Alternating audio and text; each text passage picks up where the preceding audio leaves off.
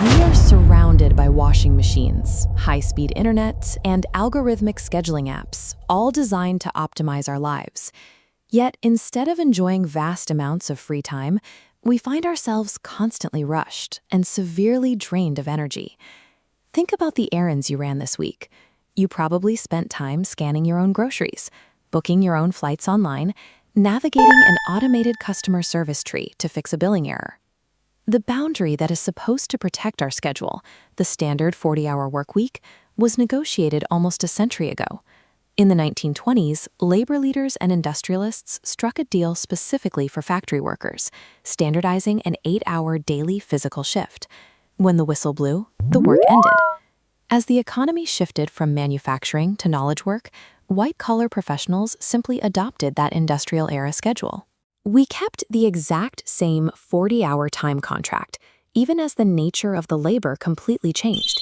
Because modern labor isn't tied to a physical machine, it easily bleeds into personal time.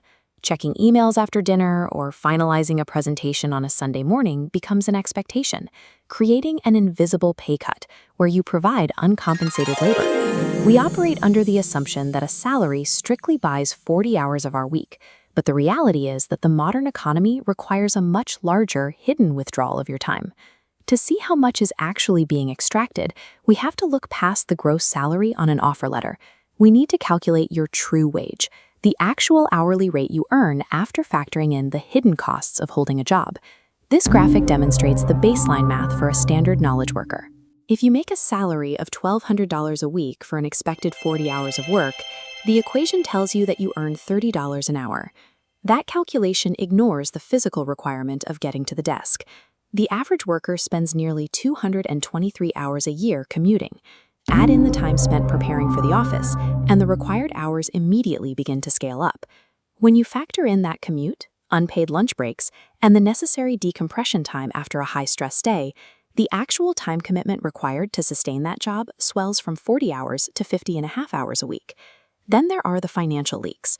You pay for gas, professional clothing, and the convenience takeout you order twice a week because you are too exhausted to cook. That reduces your actual take-home value to around $1,005.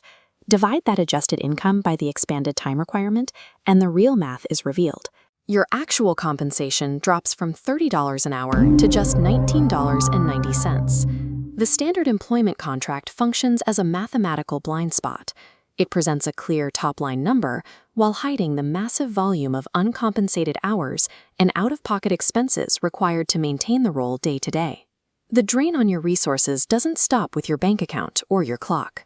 The biological toll of office work follows you home, depleting your physical energy long after the workday is over. This table outlines the health data of modern office workers. When individuals sit for an average of over 6 hours a day, more than 53% develop neck and lower back disorders, and nearly 74% report feeling severely exhausted during their working day. That persistent burnout generates its own hidden expenses. Workers routinely spend significant portions of their remaining income on consumer goods, vacations, and convenience services, attempting to paper over the physical and mental wear the job took from them. Outside the office, the time extraction continues into the consumer sphere. Sociologists refer to this phenomenon as shadow work, unpaid labor that you perform, which directly benefits someone else's bottom line. Instead of hiring employees, corporations have quietly shifted routine administrative labor onto you. You act as your own cashier, your own travel agent, and your own IT support, absorbing tasks that companies used to pay people to handle. The promise of corporate automation was supposed to be abundant free time. Instead, it systematically absorbed that leisure time, turning consumers into an uncompensated workforce. In economics, every decision carries an implicit cost, also known as an opportunity cost.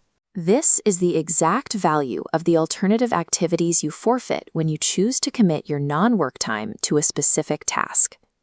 Stolen time forces a forfeiture of life itself, as your personal energy remains tethered to professional demands long after the clock stops.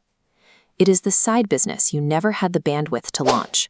It is the time you didn't spend managing your physical health, and the evenings where you were physically present with your family, but mentally paralyzed by burnout. We are starting to see cracks in this rigid system. There is a growing shift toward asynchronous work schedules, 4-day workweeks, and remote models that judge employees entirely by their output, rather than the raw hours they sit at a desk. A segment of the workforce has already run the math on the invisible pay cut. They recognize the inefficiencies, and they are actively choosing to opt out of the traditional 9-to-5 structure in search of more flexible arrangements. Modern wealth is found in absolute control over your own schedule. Since time is the only asset that cannot be earned back, autonomy is the most significant metric of a career's value.